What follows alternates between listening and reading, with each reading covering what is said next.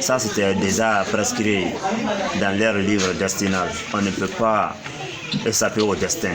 Dieu avait dit que sa mort allait être tragique et suite à ces événements, c'est ça qui est arrivé. Et tous ceux qui ont trouvé la mort comme elle, j'ai pris les différents parents et les différents morts là de donner l'affaire là à Dieu et de croire à Dieu, car c'est à lui que tout appartient. Quant au gouvernement, vraiment, qu'ils se battent corps et âme pour qu'un tel événement ne se reproduise plus. Franchement dit, c'est déplorable. S'ils peuvent aussi assister les différentes familles, vraiment, c'est pas un mal. On ne leur demande pas de nous faire ça, mais s'ils peuvent le faire avec leur propre volonté, avec leur propre conscience, vraiment, nous les attendons. Parce qu'on ne s'entendait pas du tout à ces événements pareils. On ne s'entendait pas du tout à ça. Mais si c'est arrivé, c'est arrivé. Je m'appelle Kamara Moussa, résident à Zéro-Corée. Je suis présentement au quartier aussi de 2, concernant un cas de décès suite aux manifestations des gens sur le stade des 3 avril de Zéro-Corée par rapport à la finale Zéro-Corée-Labé qui s'est terminée avec un malentendu. Et aujourd'hui, vraiment, nous nous trouvons dans la désolation totale parce que j'ai perdu ma fille.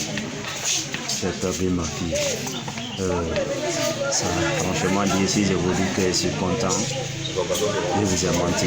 Et même pas moi.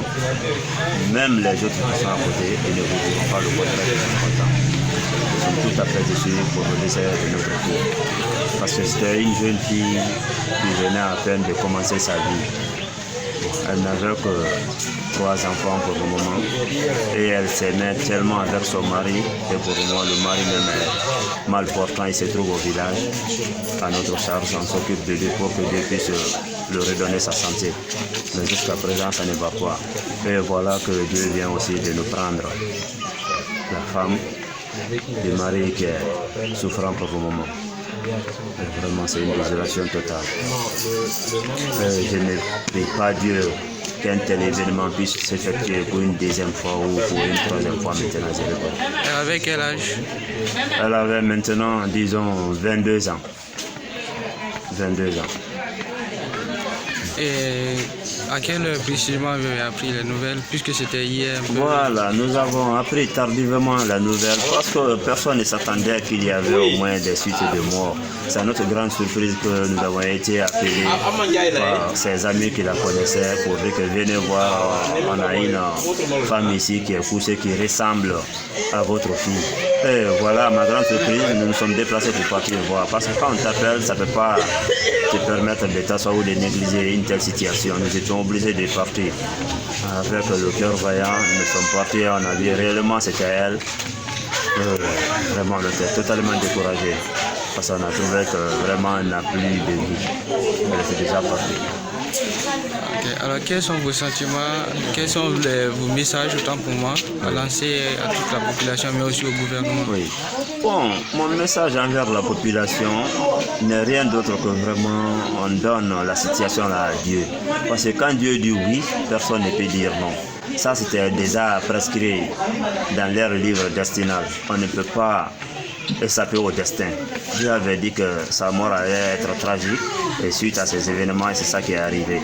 Et tous ceux qui ont trouvé la mort comme elle, j'ai pris les différents parents et les différents morts là de donner l'affaire là à Dieu et de croire à Dieu, car c'est à lui que tout appartient. Quant au gouvernement, vraiment, qu'ils se battent corps et âme pour qu'un tel événement ne se reproduise plus. Franchement dit, c'est déplorable. S'ils peuvent aussi assister les différentes familles, vraiment, c'est pas un mal. On ne leur demande pas de nous faire ça, mais s'ils peuvent le faire avec leur propre volonté, avec leur propre conscience, vraiment, nous les attendons. Parce qu'on ne s'entendait pas du tout à ces événements pareils. On ne s'entendait pas du tout à ça. Mais si c'est arrivé, c'est arrivé. Alors pour finir, décrivez-nous un peu le système de vie, comment est-ce qu'elle vivait avec vous, avec les enfants, dans la famille, avec... avec... Bon, c'était une femme qui était tellement accueillante, elle se soumettait tellement à son mari, elle était presque, disons, le bras droit de son mari. Parce que le mari, précisément, qui est souffrant, qui est gravement malade, c'était quelqu'un aussi qui est très calme, qui avait tout son espoir sur sa femme. La femme, elle se débrouillait au moins avec les Libanais. C'est là-bas qu'elle se débrouillait pour pouvoir au moins aider son mari à faire les besoins de la famille. Et elle était très joyeuse avec ses enfants. Et ses enfants aussi avaient tellement l'amour de la femme. Mais voilà que les enfants ont perdu leur mère.